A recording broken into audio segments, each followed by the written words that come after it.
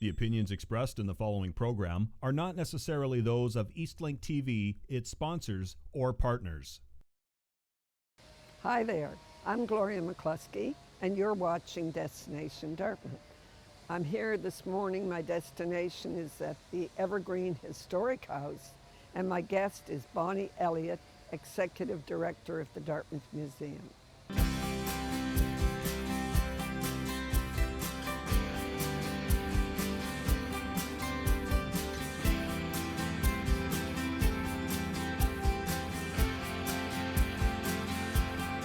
Hi there, I'm Gloria McCluskey. Welcome to Destination Dartmouth.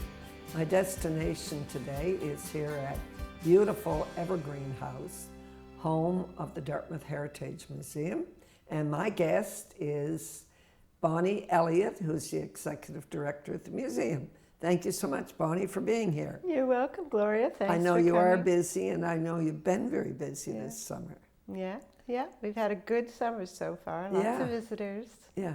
So this house, this wonderful old house, was built in 1867. That's right. Yeah. And it was owned by Judge Alexander James. That's right. Yeah. And Harriet, his wife, Harriet Hawthorne James. Yeah. Mm-hmm. And then Helen Creighton, the great folklorist, lived here. Yeah. Until 77, I believe it was. Yes, that's right. Yeah. And then she gave it to City of Dartmouth. That's right. So that's how we got to own this beautiful old home. And what a beautiful home it is. Yeah. How many rooms? Over 20. Over 20 rooms. Yeah. And designed by the great architectural family, Henry Elliott. And his sons, we who hear are also all these from Delhi. names: Elliott Street, Hawthorne Street, James Street. Yeah. All these names in Dartmouth connected. after these. That's right. And of course, Creighton Avenue and. Yes, Creighton that's Park. right. Yeah. I was very disappointed speaking about Helen Creighton. I put her name forward for one of the ferries. Yeah. And somebody, who was as famous as a folklorist as Helen. And not only the stories, the songs, and the ghost stories. That's right. And it didn't happen, so I was disappointed. Yeah, and it would have been a natural. Yes. Yes, because she wrote about the ferries and crossing them, and just a very important figure to celebrate. But that's what happens as time passes. People forget about people. Yes. And we used to have the Helen Creighton Festival here once. That's correct. Yeah. And it was taken to Halifax. Yeah. And it should have stayed in Dartmouth, of course. This is where it belonged. Yeah. So what else can you tell me about this great old place, Well, Bonnie? it's a lovely Victorian house and nicely designed. And some of the features, you notice, the very tall ceilings. And big windows. Big windows, lots of molding. What we're sitting in now is actually the formal dining room. So you can imagine the family sitting here and entertaining guests and looking out that fabulous view. Yeah, and the big bay window or dormer or whatever they called it back then. That's right.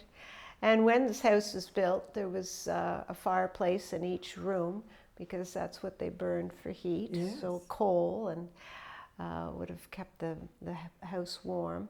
And there was no indoor plumbing or electricity. So another era altogether. I was in that era growing up. Yeah.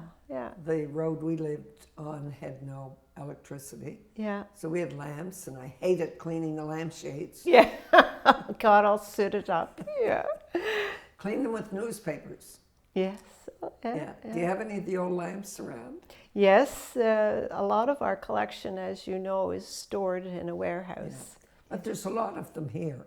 That's right. We're going to be moving around a bit, and we'll see it as we go around. That's right. But there's so much beautiful. Where did all this beautiful furniture come from? Well, it was donated by citizens of Dartmouth. From their families, the chairs that you're sitting in. Yeah. That was a McNabb table from the McNabbs of McNabb Island, and all sorts of beautiful paintings that all help to tell us the story, rich history and the beautiful of Dartmouth. chairs over there. That's right.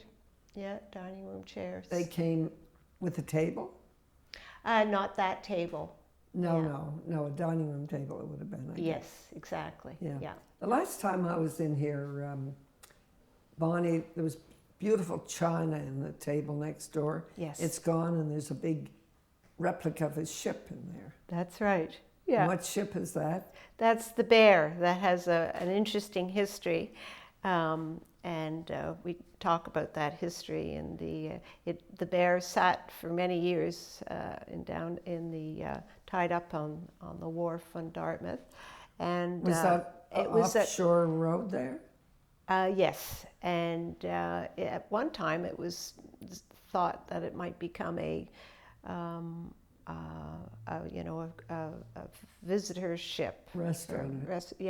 Restored for What a different shame. things. Yeah, but anyway, it has an interesting history, and all the maps that we have there now, people like looking at especially the old Van der Voort map from 1878. Oh yes, there's one interesting map in that room on the wall, the map of Dartmouth. Yeah. The old map of Dartmouth showing all the owners of the different pieces of land. Yeah. I got great pleasure in looking at that because you know so many of the names. That's right. And it showed you who the original owners were. That's right. a great map. Isn't it great? Yeah. And there again, if we had our museum and we had all those things on display, so many more people would see it. That's right. And know about it. Yes, and you know the industry that was in Dartmouth, and that went right across the world. You know, the Star Manufacturing, the rope works. The rope works. Consumer Cordage. The Mott That was factory, the name. and yeah, exactly. And we need the space. Sugar refinery. That's right. The ice industry. The ice. Yeah. We used to have ice delivered when I lived up the north end. The Darris family used to come along with the horses on a hot day with the ice, and the water would be running off the back of the wagon. And but they brought put it in your ice box for your ice house. For your ice box. Yes. And then I used to walk past the Consumer Cordage building on my way to school, to Notting Park School. Okay. And that was a busy spot. The horn would go, and so many people would be coming out of there. Yeah. Huh. It was a great Big spot. employer. Yeah. We're going to be moving to another room when we come back, and we'll probably go in the room where the great Joe Howe is sitting. Yeah. And Joe Howe was a great friend of the original owner. That's right. And he lived on Windmill Road. Yeah. And we have a little park there, Joe Howe Park. But we'll go in that room and we can talk a little bit more about what's in there. So we'll be right back with Destination Dartmouth and my guest, Executive Director Bonnie Elliott. And I'll come back to tell you some more about this beautiful old home of the museum.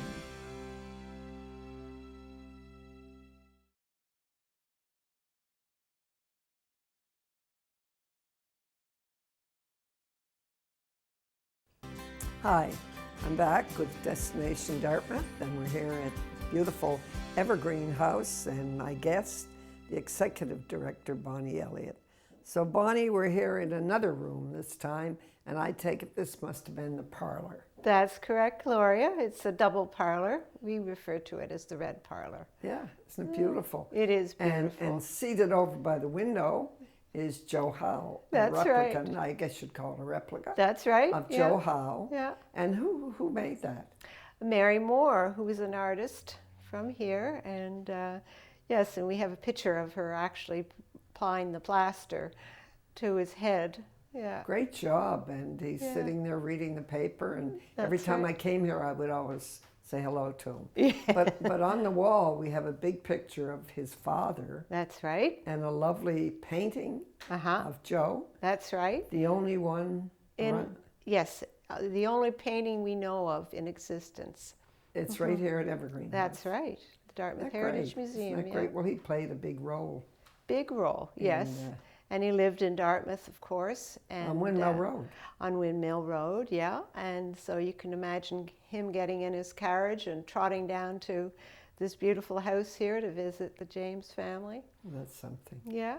And of course, when we go to the warehouse, we'll find Joe Howe's desk up there. That's right. Some other great artifacts. That's but right. on the table in this room also is a replica of the Alderney. That's right. So what do you want to tell me about that, Bonnie? Well, today we know of Alderney Drive and of course Alderney Gate and Alderney Landing.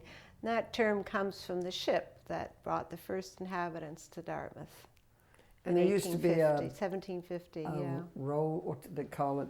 The Rose? The Rose Compass? Yeah, down there. Yeah. I think it's since disappeared. Yes. When they replaced the brick with some wood, they didn't put the Rose Compass back. That's right. Which was too bad, because a lot of people looked there and read about it and knew a little more about the settlers who came here. How many settlers came? Do you remember, Bonnie? 353, I believe. On that ship? On that ship, yeah. It must have been a fairly large ship then. It was, and I think it was a fairly modern ship for its time. It had special ventilation systems, so remarkably, all the passengers that boarded survived the journey. And where did they come from? They came from England. And so it sailed directly from England? Yeah. To here. How long did it take to cross the... A couple of months, I think. A couple of months? Yeah. Isn't that something? Yeah, in those days. And some of the families... That's right. Stayed here and started to... Stayed right here in Dartmouth? Yeah, and started to... And there's some descendants likely still around? Yes. From some of those settlers? Yeah, yeah. Isn't that something? So where did you get the replica? That was made by a model builder in the 80s, and it was the funds to make the model came from the IODE, the Dartmouth chapter. Yeah. Independent Order of the Daughters of the Empire. Yeah, that's right. Yeah. Exactly. Isn't that great? So they had it made and then donated it. Yes. And when you look around this room, you see some more beautiful pieces of furniture. That's right. Yeah. Lovely old piano. Yeah. Whom I understand Sid Gausley, who used to be a director here, the director, rescued it and had it restored, and it's in here. That's right, and it's all very typical of the type of furniture that would have been in these larger homes throughout the Dartmouth. And this is a square piano, and it was made in Boston around 1850. Okay, in Boston. Yeah, yeah. Now, Helen lived in this part of the house. That's right. When she broke the house Helen up. Creighton, that is. That's right. When she had apartments here, when she lived here. After her parents passed away, she lived here, and she had a few apartments, and this one was hers, this room, yeah.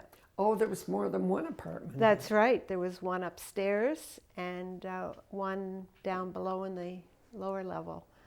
Yeah. And this was hers on the top, on this floor. Yeah, yeah. I was in here when she lived here, but I couldn't remember that she lived there was here. more than one apartment. Mm-hmm. Yeah, so we have all the furniture that's here now in this room and throughout the house has been donated by families of Dartmouth. We have Fairbanks furniture that was owned by them, who lived in Woodside. Hence the name Fairbanks Street. That's right, exactly. And of course he was so important in the building of the Shubenacadie Canal. And we have lovely sewing cabinets and that sewing cabinet is really beautiful. Yes. I made the mistake of lifting the cover without gloves, but it's fabulous when you looked inside there and saw the little. Yes. You never see anything like that today. That's right, the workmanship, and you can imagine the type of embroidery a woman who owned that would have done. All the hooking and. All and that sort of things stuff. like the sampler behind us in the fire screen, that would be the type of embroidery they would have done. Yeah, they did marvelous work. Yeah, yeah. So this is one room. There are other rooms down here which we won't be traveling in today. Yeah. There's a room over there where you have a little shop. That's right, and that used to be the judge's waiting room. So this was not only the family home, but also his home, little office. His office, and the room that we are now using is the Helen Creighton room. Was his office, and the gift shop was the waiting room. So the little gift shop is over there. That's and you right. do have some things related to the museum. That's right. We have a lot of, all the titles that we have reflect the history of Dartmouth, and written by people from the Dartmouth Historical Association. We have a number of titles. And then we have other things that are Dartmouth related as well. Very good. Yeah. We're going to take a break now, and we're going to journey up to the top floor where we'll be looking at an exhibit that deals with the explosion. So we'll see you in a few seconds.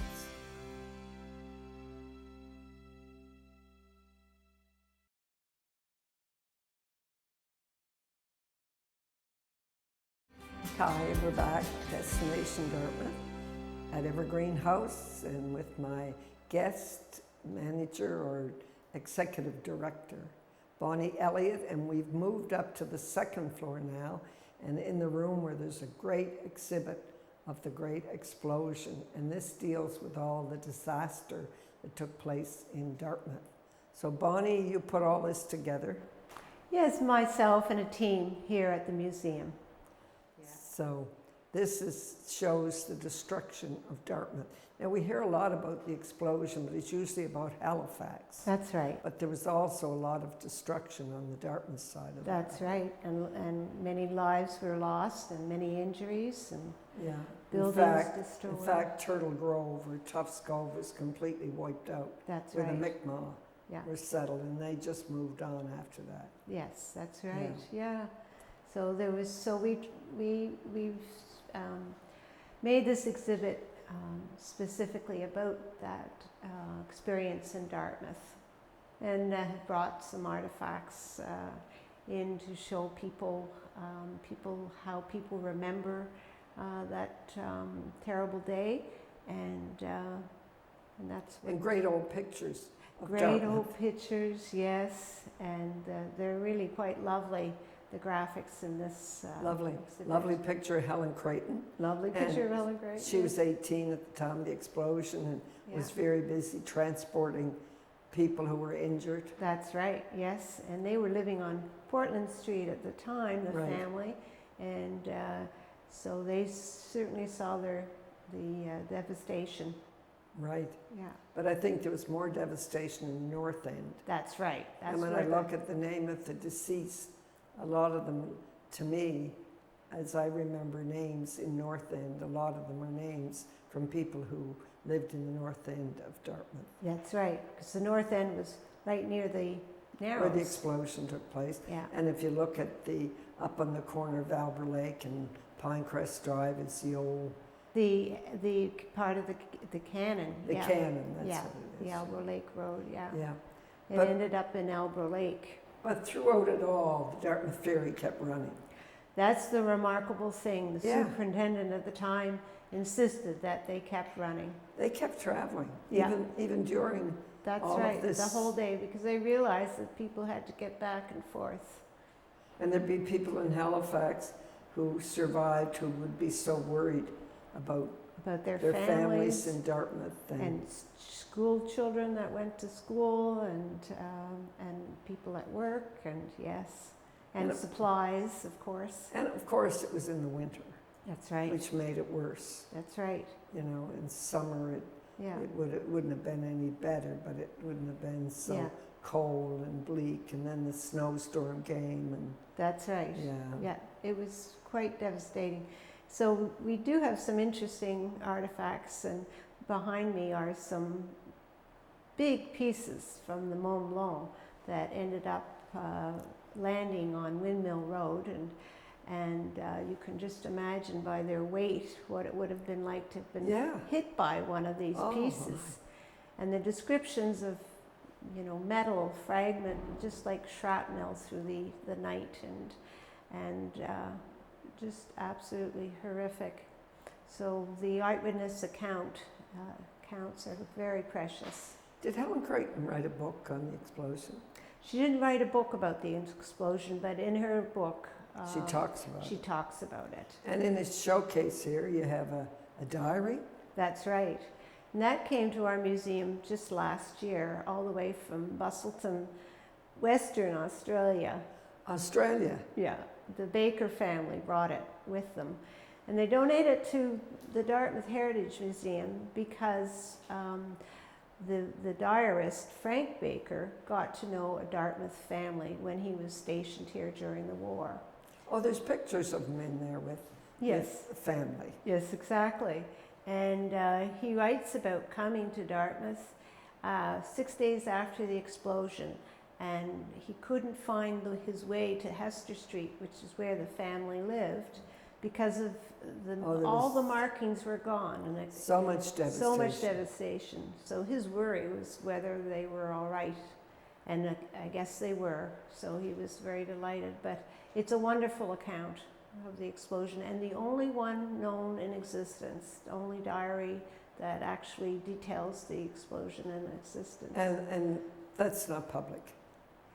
It's part of our museum now, so yeah. Yeah, but you can't just turn the pages and read the diary.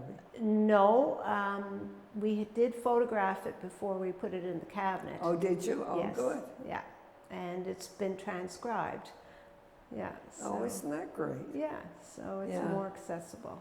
When you look around, you see so many other pictures of what happened. Yes. And yeah, and the relief and what happened there, and the memoriam, the people who were lost. The people that were lost, and how we remember every year with the commemoration service at Albro Lake Park. Yes, I go there every year. Yes, exactly. And commemorate this event on December 6th. So this room where you put this exhibit, you think this might have been the judge's bedroom?